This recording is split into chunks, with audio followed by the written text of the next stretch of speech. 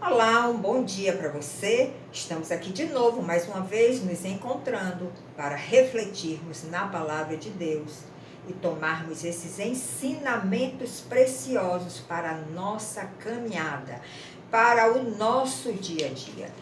E a nossa mensagem de hoje tem como título: Em que medida você conhece a Jesus? Você parou já para refletir sobre isso? Em que medida eu conheço a Jesus? Será que eu conheço ele de uma forma superficial, de uma forma profunda? Será que a cada dia eu estou me esforçando para conhecer algo mais do seu caráter, da sua forma de pensar? No matrimônio nós temos um excelente exemplo, que é a nossa convivência diária, 24 horas, muitas vezes. Às vezes não é de 24 horas, mas é um tempo considerável que estamos convivendo com o nosso cônjuge, e é nessa convivência que nós aprendemos a ler os seus pensamentos, a saber o que está no seu coração, a observar as suas metas, os seus desejos. E o nosso relacionamento com Jesus, com o nosso Deus, também precisa acontecer desta forma, uma convivência diária, uma convivência cada vez mais intensa, para nós sermos seus seguidores. E o que significa ser um seguidor de Jesus? Nós sabemos que quando Jesus esteve aqui na terra, muitas multidões o acompanhavam porque viam nele poder. Mas será que essas multidões seguiam a Jesus? Quantos seguidores Jesus teve? Nós podemos dizer que nós seguimos a Jesus, ou estamos seguindo a Jesus, quando as nossas ações, a nossa conduta, a nossa vida procura sempre estar em conformidade com o padrão divino, que era o padrão de Jesus. O padrão que o seu Pai imprimiu no seu ser. E através desta mudança, desta transformação nas nossas ações, nas nossas atitudes, nós vamos nos tornando discípulos de Jesus, alunos de Jesus, aprendendo com Ele, porque estamos seguindo a Ele. Mas um outro aspecto muito importante de sermos um seguidor de Jesus é nós aprendermos a nos negar a nós mesmos. É uma recomendação, inclusive, do próprio Jesus, que está registrada lá na Bíblia. Então, todas as vezes que nós sentimos uma vontade, e aquela vontade que nós está surgindo no nosso coração entra em conflito com esse padrão divino, nós precisamos ter a coragem, a determinação de que temos que nos negar aquela vontade humana que está surgindo no nosso coração, para podermos fazer a vontade do Pai. E uma recomendação que Jesus deixou aqui na terra é: tome a sua cruz, negue-se a si mesmo e me siga. Isso está em Lucas, está nos evangelhos, Mateus e Tiago, ou Mateus e Marcos também registram essa recomendação muito importante que Jesus nos deixou. Quer ser o meu seguidor? Tome a sua cruz, negue-se a si mesmo, então me siga. Então, esta mensagem está também no nosso blog www.verareflexões.com, com outro título que é Quem como tu, Jeová? E quando nós paramos e contemplamos o nosso Deus e fazemos esta pergunta: quem como tu, Jeová? Nós podemos refletir: será que existe alguém como Jeová? Será que existe alguém como Deus de Israel? E será que eu conheço o Deus de Israel? Nós temos um cântico que nós cantamos na nossa congregação, que diz que Jeová é magnífico em santidade, que é maravilhoso em poder e que é grandioso em prodígios. Que maravilha ter um Deus assim, não é verdade? E por que existe tanta gente que rejeita esse Deus? E nós que já estamos seguindo a Jesus, muitas vezes também nós rejeitamos esse Deus em algumas circunstâncias da nossa vida.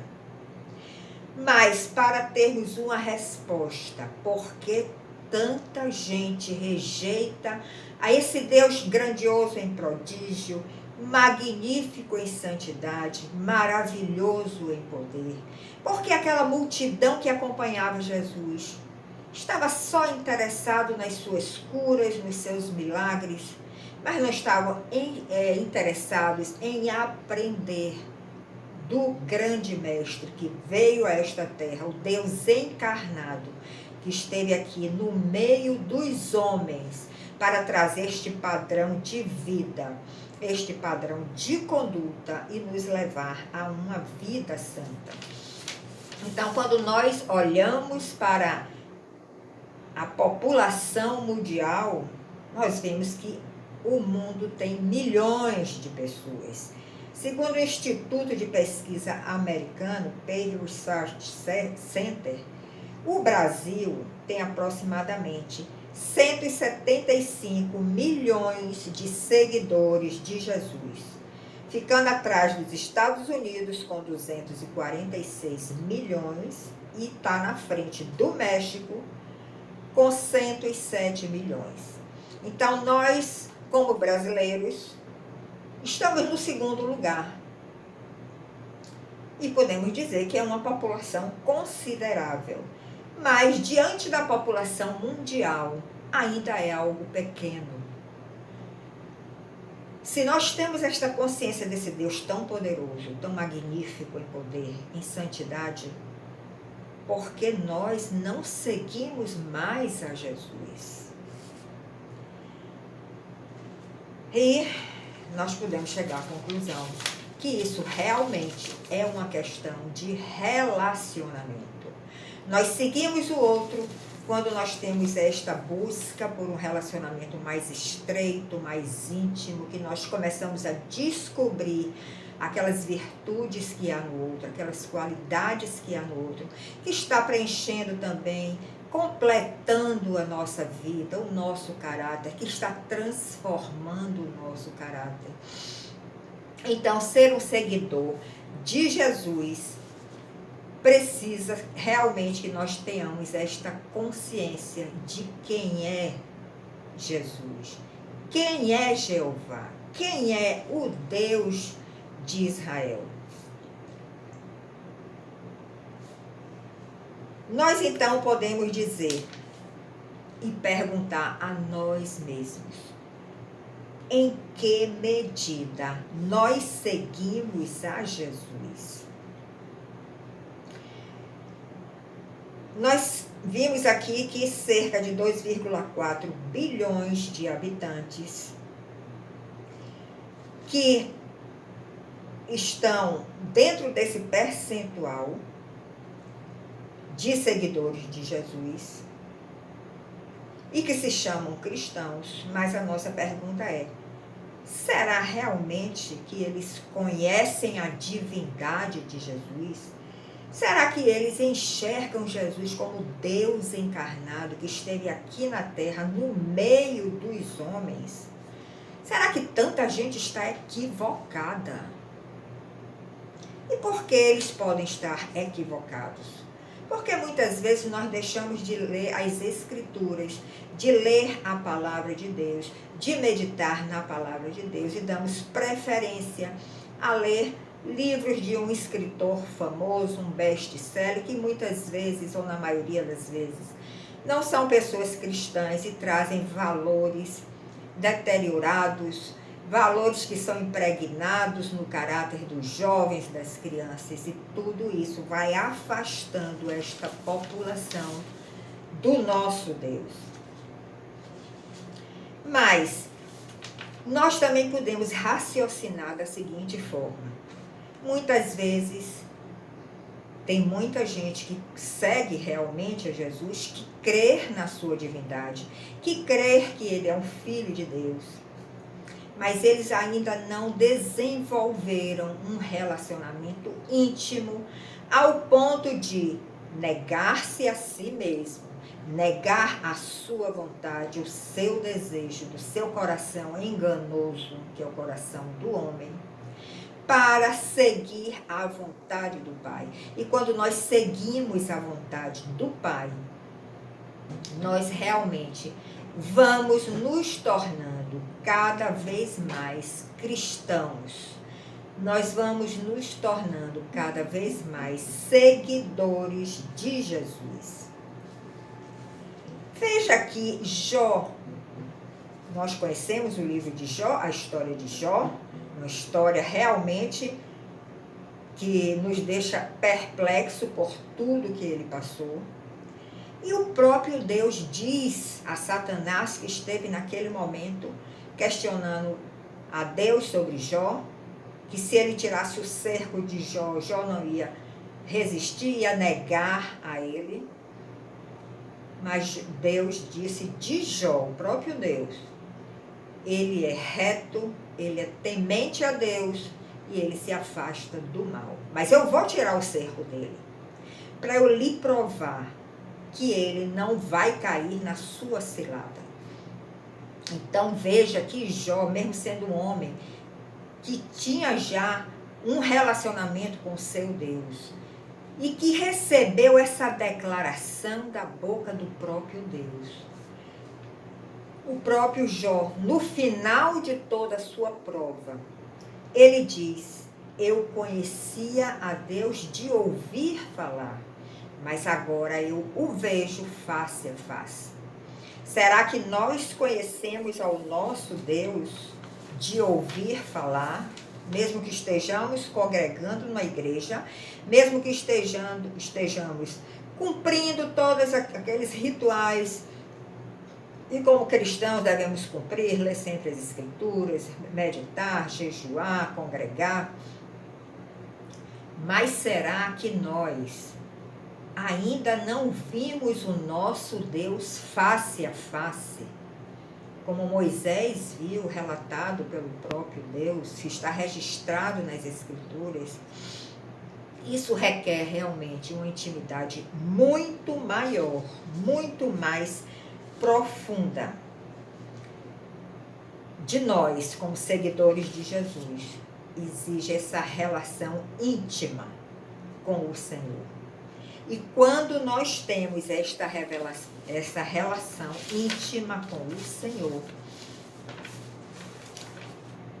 nós podemos influenciar muito mais ao outro, ao nosso filho, ao nosso cônjuge, aos nossos familiares, aos nossos vizinhos, à própria congregação que nós estamos frequentando, porque você está, através desse relacionamento íntimo, você está obtendo esta vida de Jesus, você está acumulando este tesouro dos céus, no seu íntimo, no seu coração, na sua alma, na sua consciência, no seu entendimento.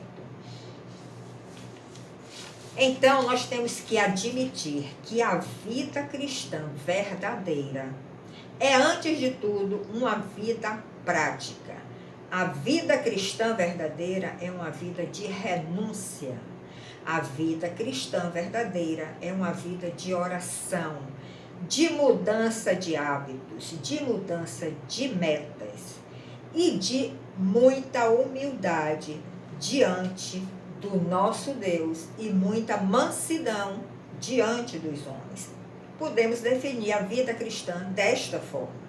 E sabemos que nada disso é fácil de nós conseguirmos através da nossa natureza humana. Mas através de Cristo Jesus em nós, nos relacionando nessa intimidade, Ele vai derramando esta graça para que nós caminhemos desta forma. Então vejam que Jesus tendo a plenitude do Pai, Jesus tendo toda a unção que ele tinha, quando ele caminhou aqui na terra, a maioria não quis ser os seus seguidores, os seus discípulos. A multidão o acompanhava porque via nele poder, mas não conseguia renunciar à sua vida, às suas metas, os seus desejos carnais para ser um seguidor de Jesus. E podemos perguntar, mas Jesus tinha tanto poder, por que ele não atraiu mais pessoas para serem seus seguidores? E a resposta está na própria Bíblia, porque Deus, quando criou o homem, ele deu livre arbítrio ao homem. E Deus não quer que ninguém siga a ele, se não for de uma vontade própria, se não for por um amor que ele recebeu em seu coração, por uma determinação, por uma visão que ele teve em um momento, ele conseguiu enxergar que esse é o melhor caminho, e ele começou a renunciar os seus caminhos e as suas vontades. Então, essa é a chave. A chave é, através da nossa natureza humana, nós não seguiremos a Jesus, mas através da nossa insistência, determinação e desejo de receber, de pedir essa graça ao Pai, e recebendo essa graça, porque se você pedir, Ele vai lhe dar, nós poderemos sim ser seguidores de Jesus. Eu estava refletindo também sobre aqueles malfeitores que estavam ao lado de Jesus. Jesus estava na cruz e tinha mais dois ao seu lado.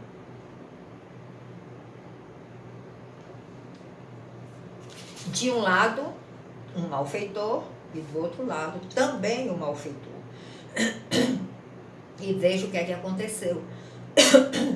Um dos malfeitores recebeu essa graça divina para olhar para Jesus, aquele homem que estava ali no centro sendo crucificado, e enxergar ele como o justo, como aquele que podia salvá-lo. Eu creio que naquele momento ele trouxe à sua consciência todas as maldades que ele fez como malfeitor. E ele enxergou que através daquele homem que estava ali ao lado dele, ele podia ser perdoado de todos os seus feitos malignos aqui na terra e ser levado ao paraíso.